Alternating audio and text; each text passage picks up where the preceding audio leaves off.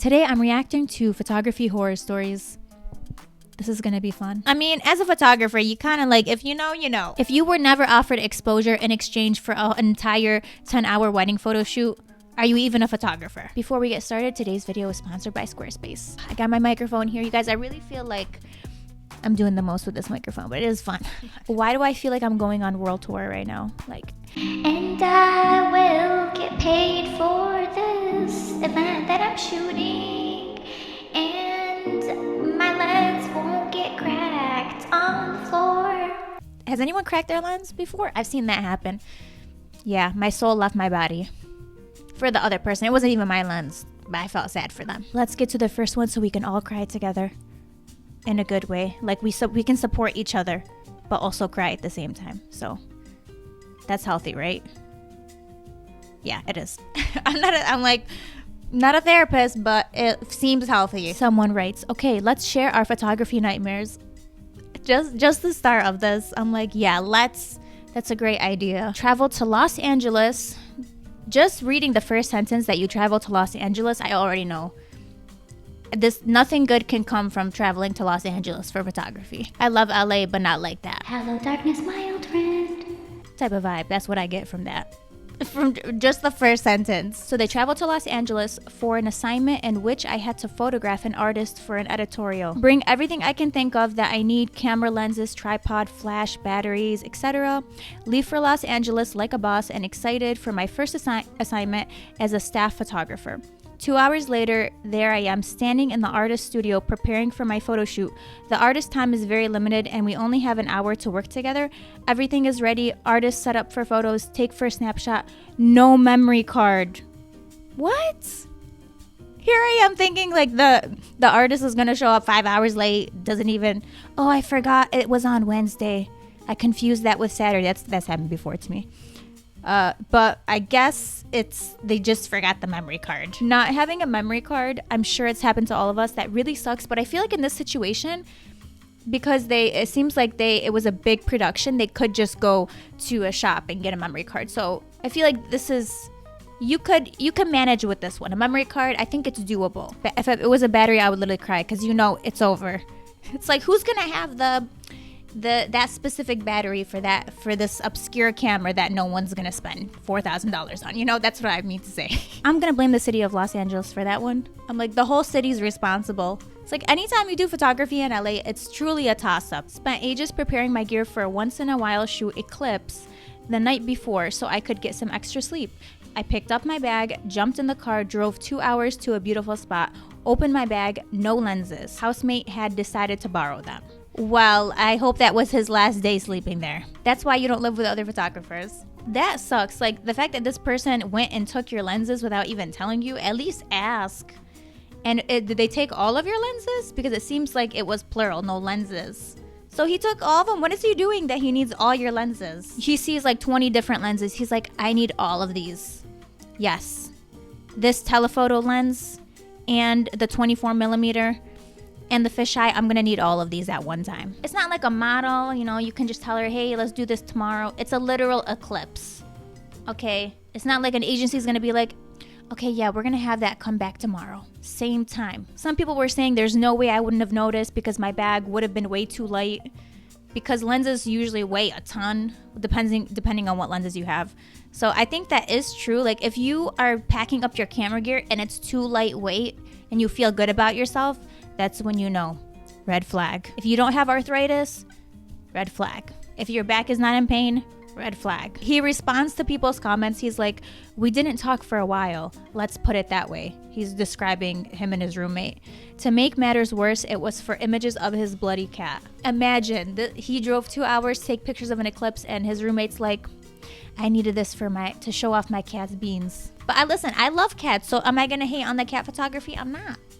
There's no cat slander here. I was 17 years old when I was talked into shooting the wedding of a friend of a friend. I thought I knew how to develop black and white, and the happy couple had very little money and less sense. Wait, develop black and white? Do you mean film? Are you shooting film? Every story like this starts off with, the couple didn't want to spend a lot of money. They were on a budget. They didn't want to pay a lot. They only had $100.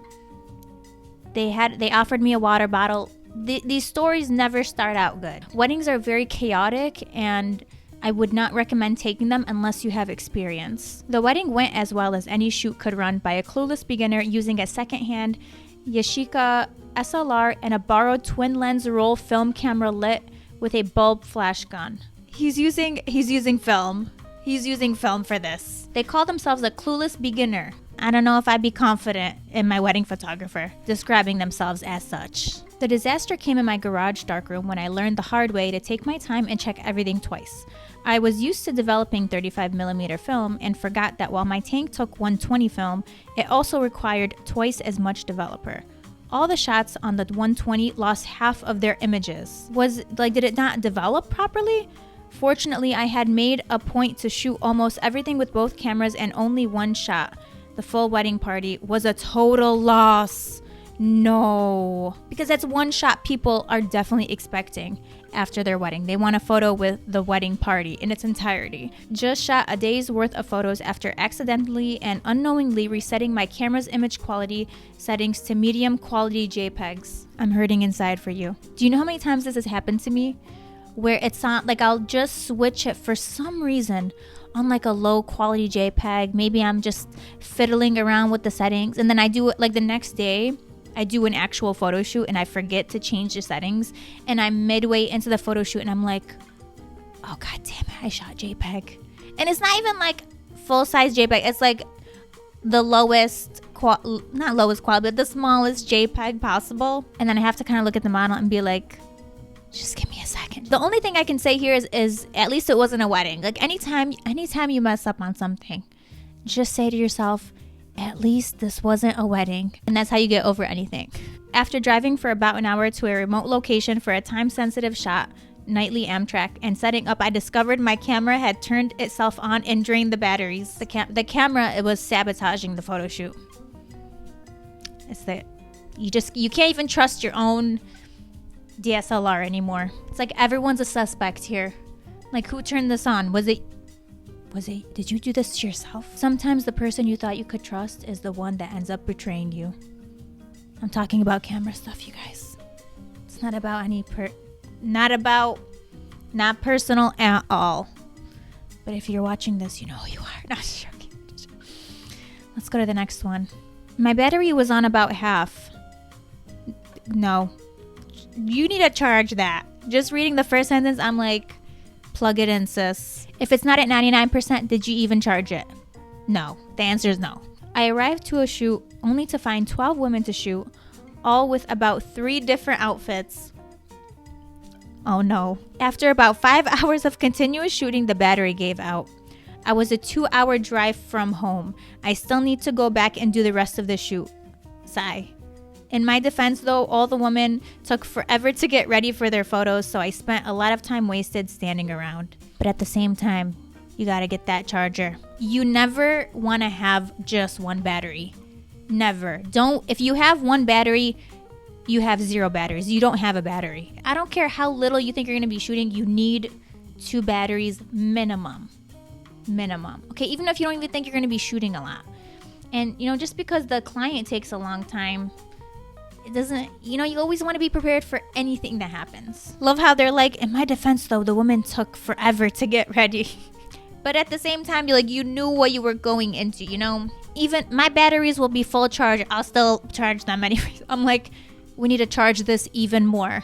Already at 100, you need to stay at 100%. I'm probably literally ruining my batteries by doing that, but you can never be too sure. Photography story you're not going to hear from me, that my clients asked me for a website and I didn't have one, because I do have one and I made it on Squarespace, because today's sponsor is Squarespace.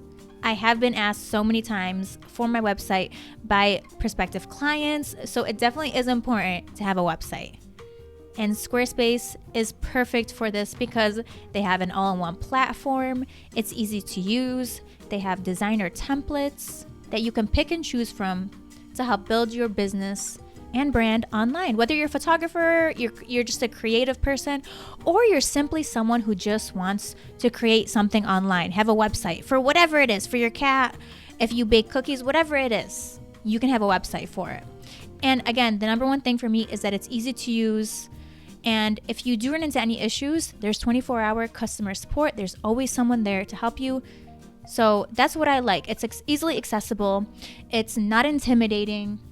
They have so many cool page options, and there are like image drag and drop features. So to just update your portfolio, if you're a photographer, is super easy. You just literally press this plus button and you can drag in your photos from your desktop and then upload it right away, and it live previews it before it goes live, so you can see how it looks before it actually is displayed publicly, which I love. And that goes for the templates as well.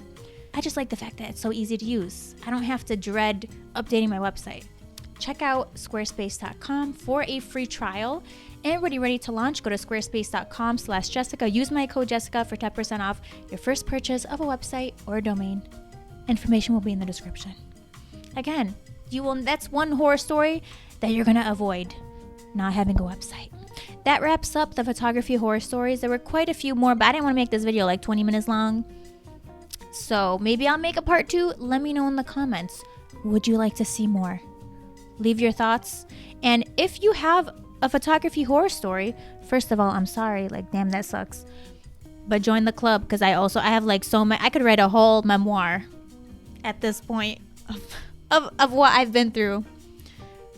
If you want, send me an email and maybe I'll include it in the next video. Anonymously, of course. So, thank you guys so much for watching. Good luck out there, and make sure to check if you got batteries in your camera. Okay? Good luck.